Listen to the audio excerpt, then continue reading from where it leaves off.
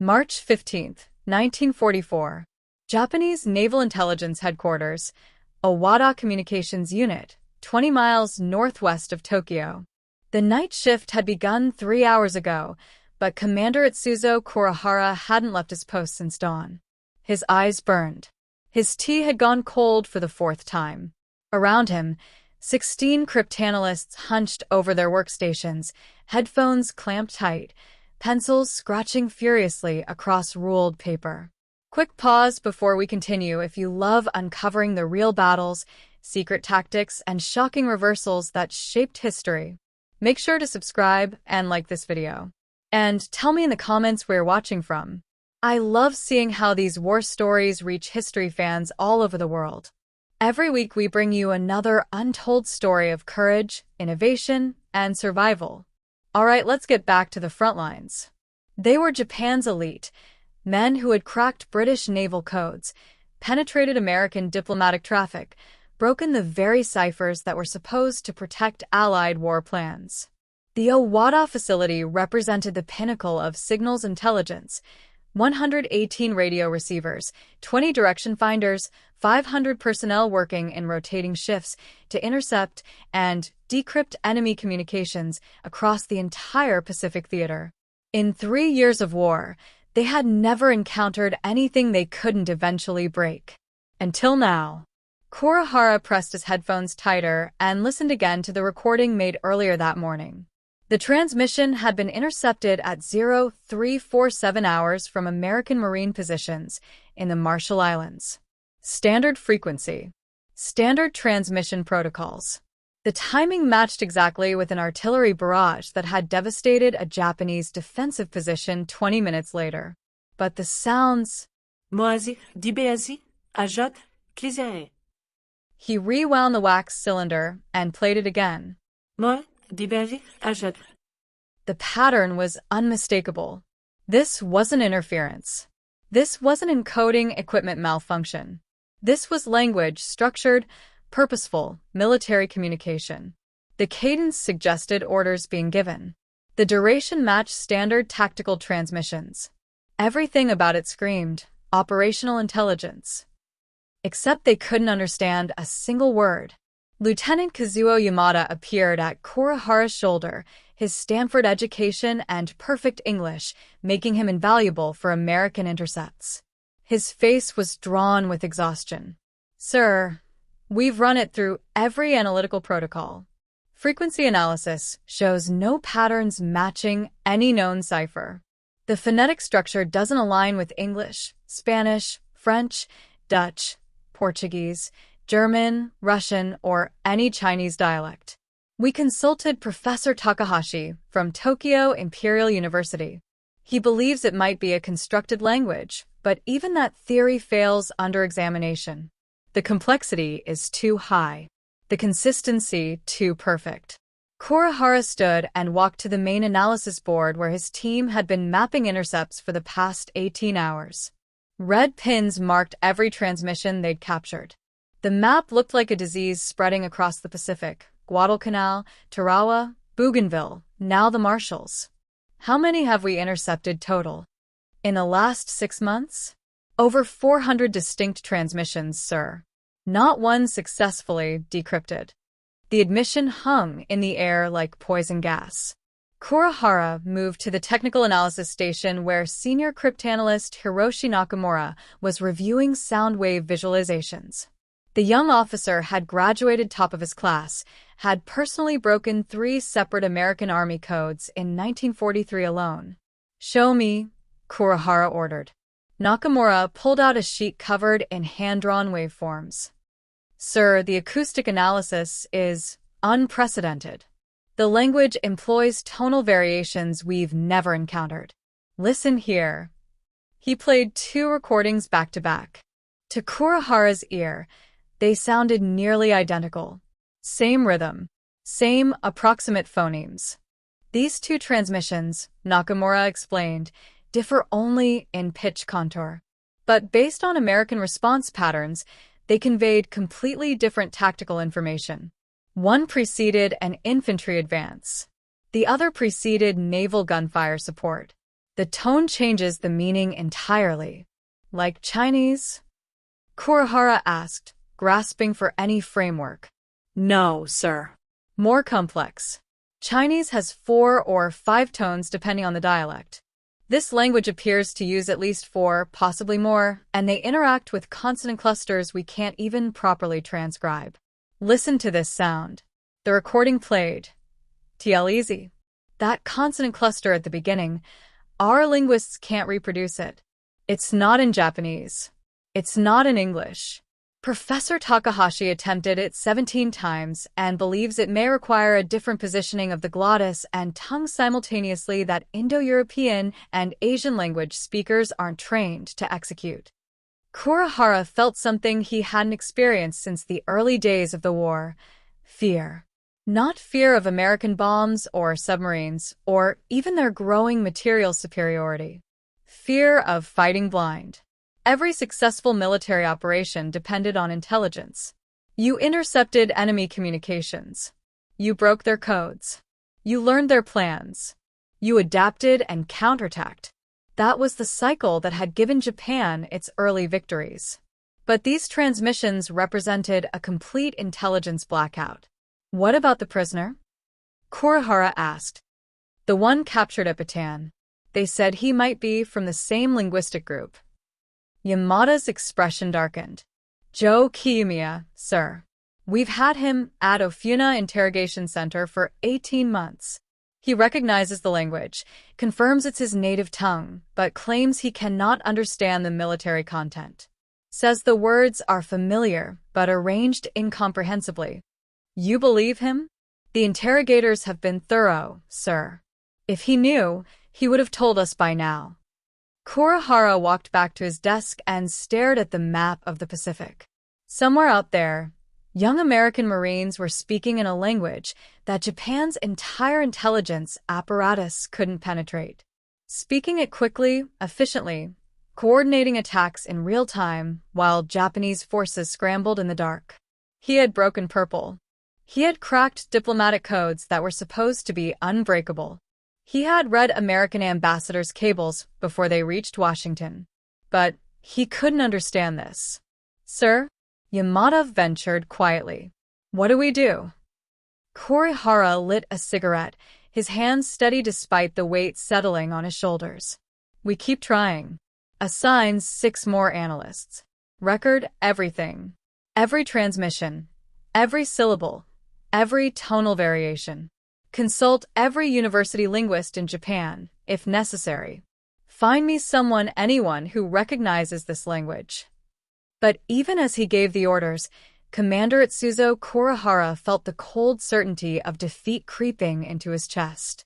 Somewhere in the Pacific, the Americans had deployed a weapon he didn't understand. And in war, what you cannot understand, you cannot defeat. The answer Commander Kurihara sought existed 6,000 miles away, in a landscape as alien to Japanese intelligence as the language itself. The Navajo Nation, 27,000 square miles of high desert plateaus spanning Arizona, New Mexico, Utah, and Colorado. Here, approximately 50,000 people spoke a language that had evolved in complete independence from the linguistic families dominating the rest of the world. Dine Bizad, the people's language. What made Navajo incomprehensible to Japanese cryptanalysts wasn't encryption. It was linguistic architecture so fundamentally different that even hearing it accurately required years of training. The first barrier was tonal. Navajo employs 4 distinct tones, high, low, rising, and falling, that function as core grammatical markers. The word di spoken with a high tone means this one. Low tone, mountain.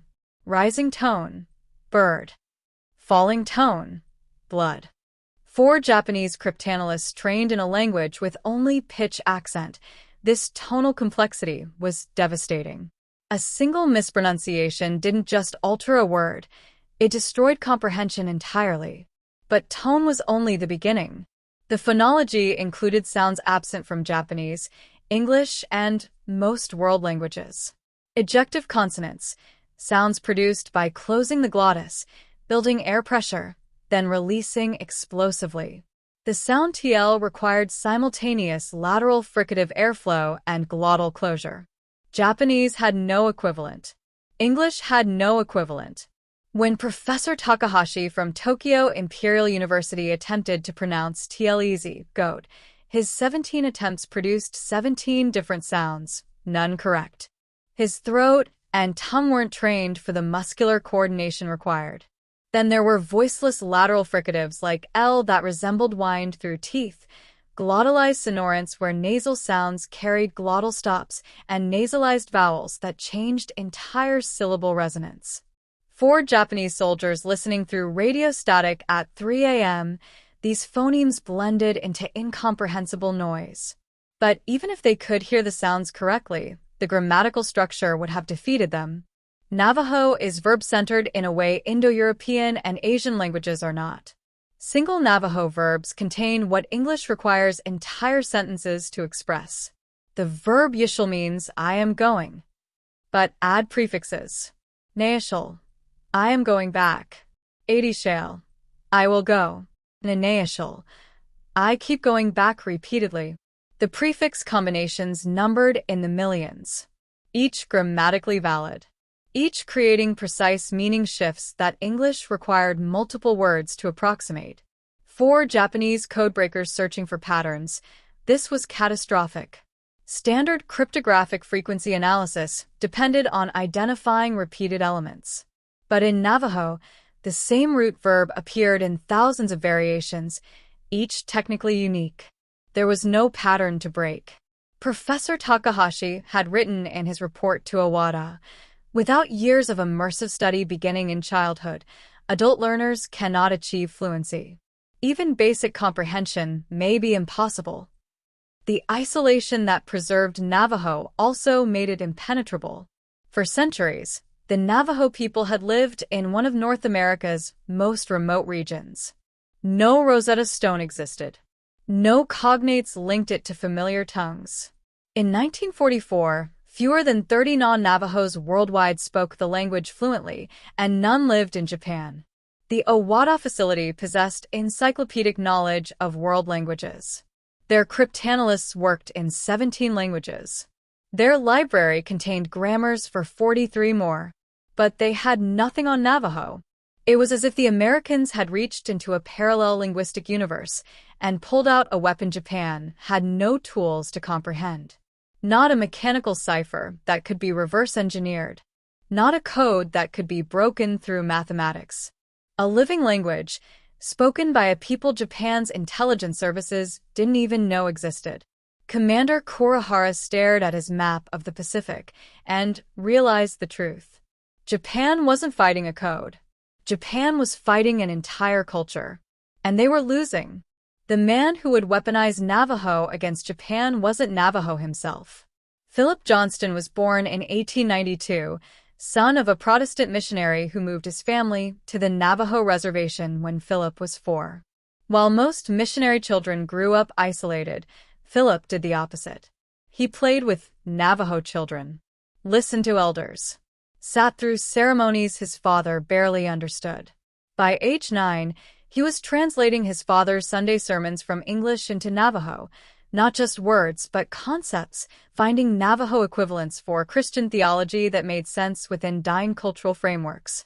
By adolescence, Philip Johnston had achieved what fewer than 30 white Americans ever had, genuine fluency in Dine Bizad. At 15, he traveled to Washington as translator for a Navajo delegation meeting President Theodore Roosevelt. Roosevelt, fascinated, asked him to demonstrate. Johnston spoke rapidly in Navajo, then translated, then explained why certain concepts required completely different phrasing in each language. Roosevelt nodded thoughtfully. A language like that would make an excellent code. Johnston smiled politely and didn't think about it again for 34 years. December 7, 1941. Philip Johnston, now 49 and working as a civil engineer in Los Angeles, heard the Pearl Harbor reports with shock and rage. But as America mobilized, Johnston began reading everything about military communications and cryptography. Codes were being broken constantly. Japanese intelligence had penetrated American diplomatic traffic. German U-boats cracked British naval codes. Any code created by humans could be broken by humans given enough time and captured examples. Then Johnston read about the Army experimenting with Comanche speakers, about Choctaw soldiers in World War I, improvised, limited, ultimately abandoned. Sitting in his Los Angeles apartment in January 1942, Johnston had his moment of clarity. What if you combined linguistic impenetrability with formal military encryption? Use Navajo, a language virtually no outsiders spoke, and create a code within the code. Military terminology that wouldn't exist in normal Navajo. Double encryption. Linguistic and cryptographic. The Japanese would need to first identify the language, impossible. Then learn it, virtually impossible for adults given the tonal complexity. Then break the military code layered on top, impossible without codebooks. February 28, 1942. Camp Elliott, near San Diego. Major General Clayton Vogel looked skeptically at the civilian across his desk. Mr. Johnston, cryptography is highly specialized. General, I'm not proposing cryptography. I'm proposing something that can't be broken because it doesn't operate on mathematical principles. Johnston explained, Navajo's structure, its impenetrability, his proposal for formal military code development. How fast could these men transmit? Vogel asked. Our M209 cipher machines are secure but slow. Let me show you. Johnston had brought 4 Navajo men from Los Angeles. Vogel provided a typical military message. A Marine lieutenant timed standard procedure through the M209 machine. 30 minutes. Then Johnston gave the same message to the Navajo speakers. They conferred briefly, transmitted, received, translated. 20 seconds. Vogel stared at his stopwatch. Again. 5 more tests. Consistent results. Navajo transmission wasn't just secure, it was 90 times faster than mechanical encryption. How many Navajo men could we recruit? Hundreds, sir. Maybe thousands. Vogel made his decision immediately.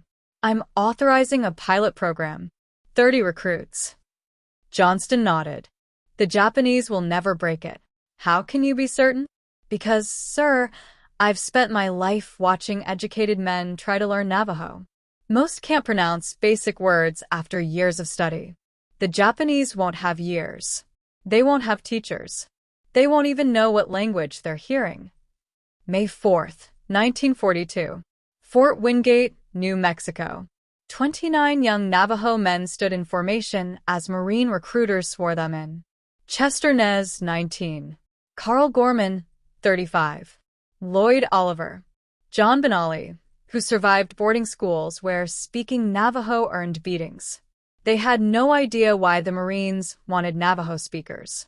Within days, they would be locked in a guarded building with an impossible mission: create an unbreakable military code using the language their grandparents spoke. The language America had once tried to erase. The language that would win the war. Camp Elliott, California. May 1942. The building had no windows. Armed guards stood at the single door with orders to let no one enter or leave without authorization. Inside, 29 Navajo Marines sat at wooden tables covered with paper, pencils, and frustration. Their mission was unprecedented: create a military code in a language that had no words for tanks, submarines, or aircraft carriers. Chester Nez stared at the list of military terms. Over 200 items.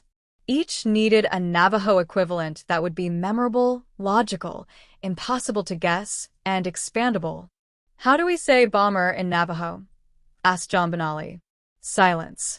Traditional Navajo had no concept for military aircraft. Carl Gorman, at 35 the oldest recruit, spoke up. We're thinking about this wrong. We don't need to describe what it is. We need to think like Dine. Use our world. What do you mean? In our world, what flies above and drops down on prey? Lloyd Oliver's eyes lit up. Birds. A bomber is like a bird. Which bird circles high, then drops? Jay-show, someone said. Buzzard. Perfect. Single word. 2 syllables. Culturally logical. Buzzards circled before descending on carrion, just as bombers circled before releasing payloads. No Japanese linguist would connect buzzard to bomber. They had their methodology. 8 weeks locked in that building. 12-hour days. Building a lexicon from cultural logic rather than literal translation. Fighter planes became dahitehai, hummingbirds. Small, fast, agile, darting through air. Battleships became lotso whales. The largest creatures in the ocean, powerful, commanding respect. Submarines became beshlo, ironfish. Creatures swimming beneath the surface, hidden, dangerous. Destroyers became cielo, sharks. Fast predators attacking with precision. Bombs became ayishur, eggs. What else fell from above carrying destructive potential? Grenades became animasi, potatoes. Similar size, shape, weight. The alphabet required different thinking. To defeat frequency analysis, each English letter needed multiple Navajo words that code talkers could randomly alternate. The letter A received 3 options. Bola, hand. Bilasana apple. Tsainil, axe. The letter E, most common in English, received more alternatives. B became nahashchid, badger, shush, bear, or tuishja, barrel. Every letter had choices. Every code talker would instinctively vary usage, creating messages that defied pattern recognition. John Benally proposed the crucial security measure. We memorize everything. No written codebooks. Nothing that can be captured. The others understood immediately. A codebook in Japanese hands would unravel everything. But if the code existed only in their minds, the enemy would need to capture every single code talker, and even torture wouldn't extract what wasn't written down.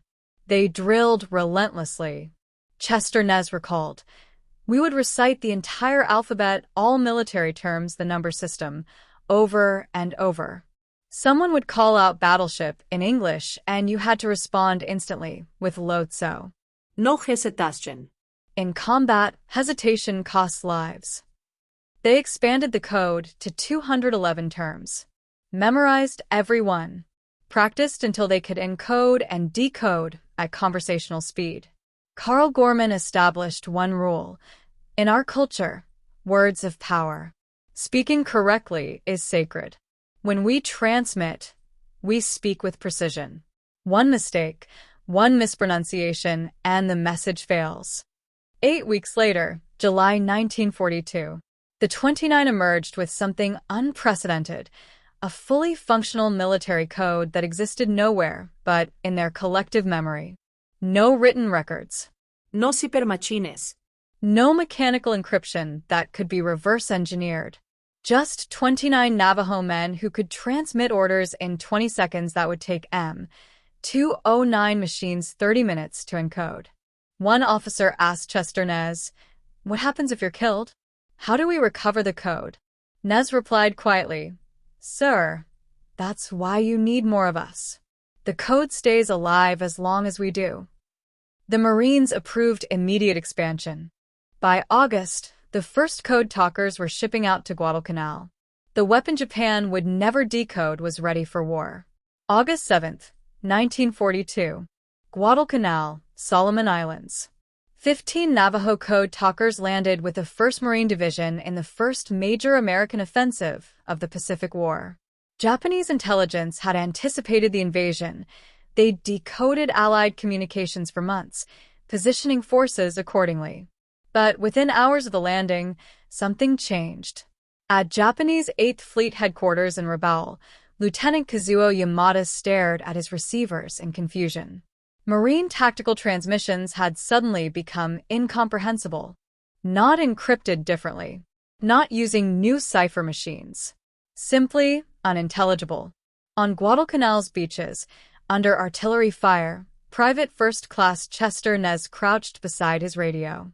A Marine officer shouted coordinates for enemy positions threatening the landing zone. Nez spoke into his handset. "Beshtuglas des Neshchi, Bilasanawolache."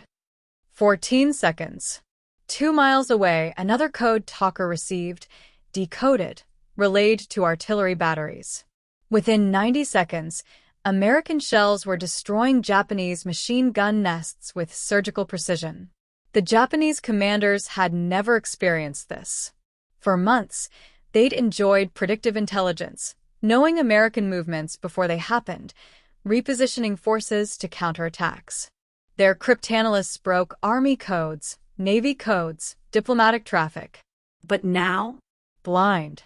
Colonel Haruo Kanuma, intelligence officer for the Japanese 17th Army, wrote in his field report, American Marines have deployed unknown communication system. All intercepts unintelligible. Cannot identify language. Cannot predict movements. Cannot counter operations effectively. The panic was subtle but devastating. Japanese forces that had relied on signals intelligence to anticipate every American move were suddenly fighting reactively. Marine assaults came without warning. Artillery strikes appeared from nowhere. Tactical adjustments happened faster than Japanese forces could respond. In Rabaul, Yamada played the intercepted transmissions for his entire unit. What language is this? Someone asked. No one knew. They consulted linguists, played recordings for prisoners, searched every reference manual in their intelligence library. Nothing. For the first time in the Pacific War, Japan was fighting blind. And on Guadalcanal's blood-soaked beaches, young Navajo Marines kept talking, fast, precise, unbreakable, in the language that would cost Japan the war. Ofuna Interrogation Center, Japan. Winter 1943. Joe Kiyomiya had survived the Bataan Death March. Survived 18 months as a prisoner of war. But nothing prepared him for what came next. Japanese intelligence had captured recordings of the mysterious marine transmissions. When they learned Kiyomiya was Navajo, one of the few prisoners who spoke the language, they brought him to their most sophisticated interrogation facility. They played him the recordings. Kiyomiya heard Navajo words, but the combinations made no sense. Beslo isetaking lotso, dairihai kerisa jesi. Iron fish attacking whale. Hummingbird carries eggs. When he said he couldn't translate, the interrogators accused him of lying. The torture escalated systematically. Water torture. Beatings. Hanging by arms for hours. In winter, they forced him to stand naked in snow until his feet froze to the ground. They starved him to 90 pounds, offering food for translations. Through everything, Kiyomiya could only repeat the truth. He understood the words, but not their military meaning. A Japanese intelligence report from May 1943 documented their frustration. Prisoner appears native to mystery language, but cannot comprehend messages. Assessment. Either extraordinary resistance training or code operates beyond normal linguistic translation. At Owada headquarters, Commander Kurihara's cryptanalysts tried everything. They created visual sound maps, detailed waveform analyses showing tonal patterns. They measured frequency distributions. They cataloged every phoneme variation. They consulted university linguists from Tokyo, Kyoto, and Osaka. Buddhist monks who studied ancient languages. Even Korean and Manchurian interpreters hoping to find linguistic connections. Nothing worked. The sounds defied categorization. The grammar followed no recognizable pattern. The vocabulary appeared to shift randomly, the same concept encoded differently each time. By mid-1943, Japanese High Command issued desperate orders. Capture code talkers alive at any cost. Rewards were offered.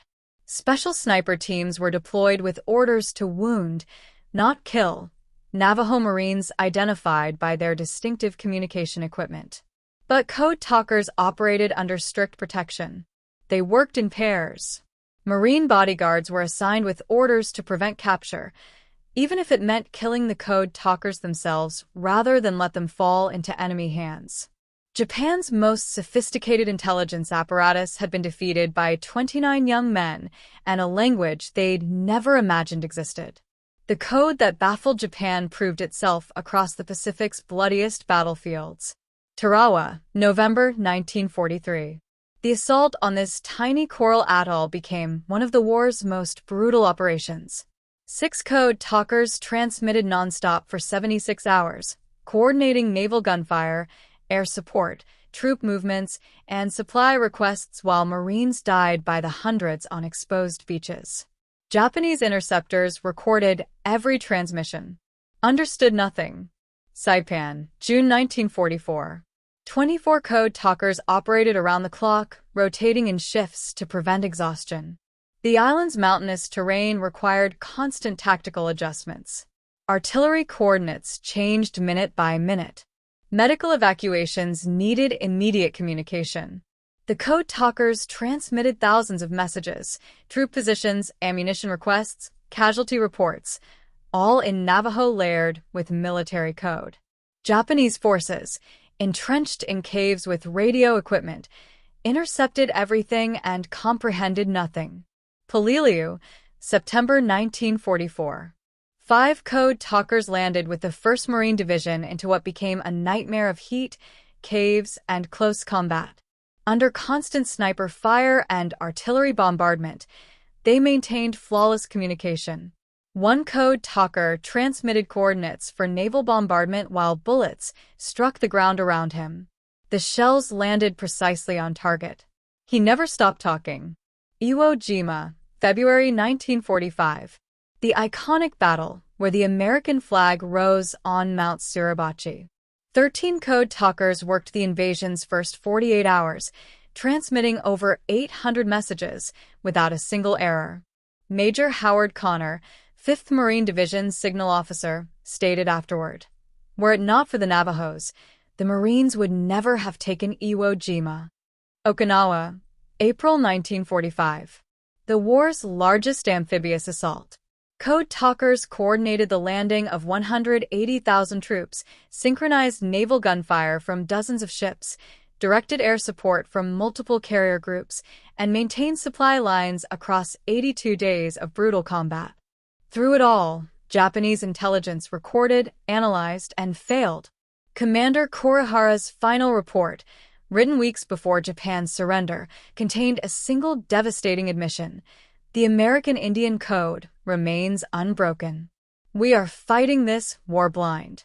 The language Japan never imagined had cost them the Pacific. Tokyo, spring 1945. Commander Itsuzo Kurihara sat surrounded by 3 years of failure. File cabinets filled with intercepted transmissions. Wax cylinders containing thousands of hours of recordings. Sound wave analyses covering entire walls. Linguistic reports from every university in Japan. All useless. The psychological weight of this failure extended far beyond one intelligence officer.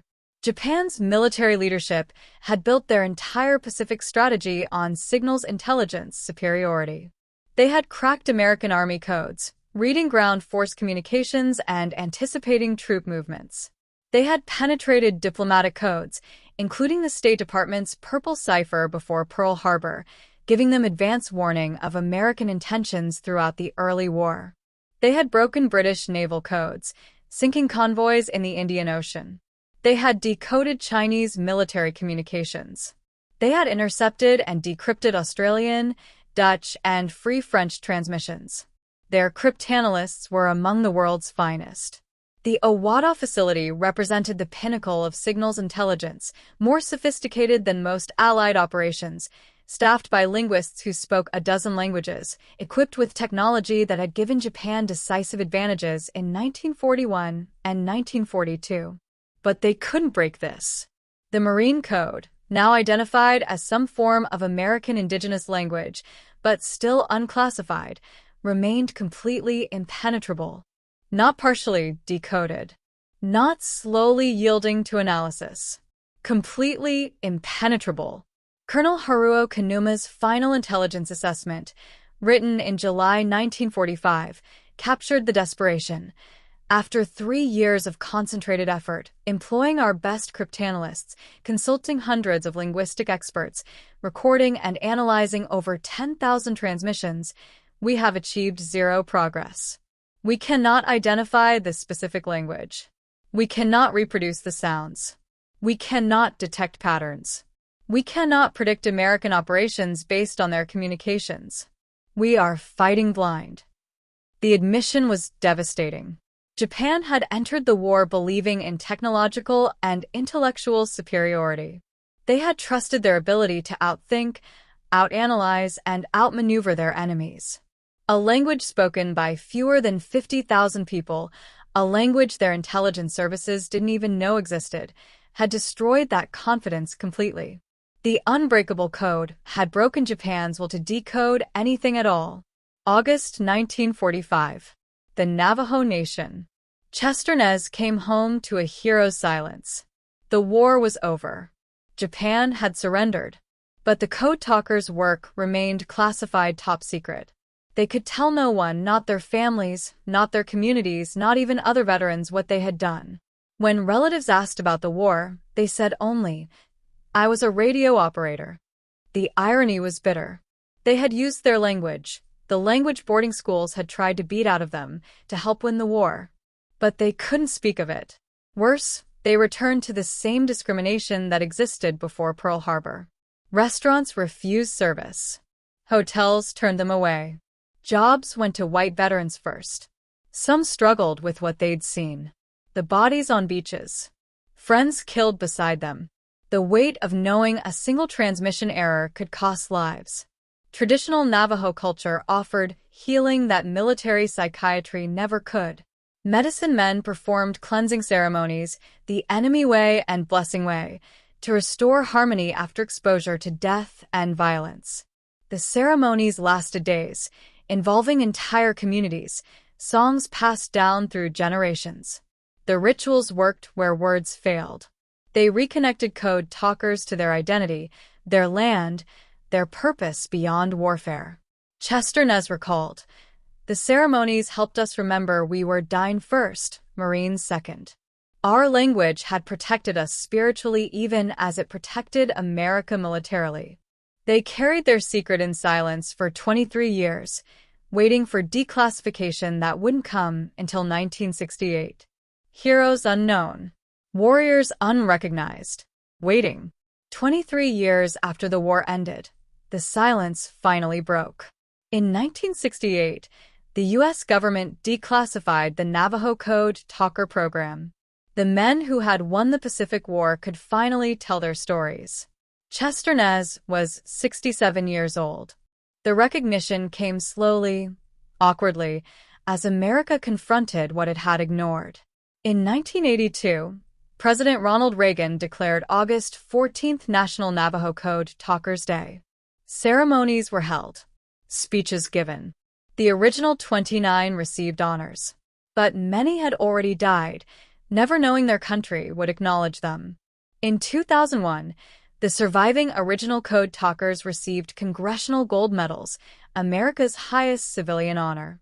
4 of the original 29 were still alive to accept.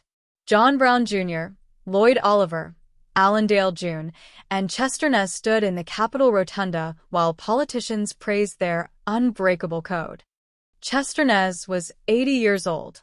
The final recognition came from an unexpected source. Japanese military historians and cryptographers, studying their wartime failures, published detailed analyses acknowledging complete cryptographic defeat. Professor Yamamoto Tsunetomo wrote in 2004, "The Navajo Code represented our intelligence service's greatest failure. We never identified the language. We never came close to breaking it. It was unbreakable." The warriors who had been silenced for decades finally heard the truth they'd always known. They had won. The Navajo Code's legacy extends far beyond World War II. Modern cryptographers study it as proof that human linguistic diversity can surpass machine encryption. While mechanical ciphers eventually yield to mathematical analysis, the Code Talkers demonstrated that cultural knowledge, language structure, metaphorical thinking, oral tradition, creates security no algorithm can replicate. In the age of quantum computing, where traditional encryption faces obsolescence, the Navajo model offers crucial lessons.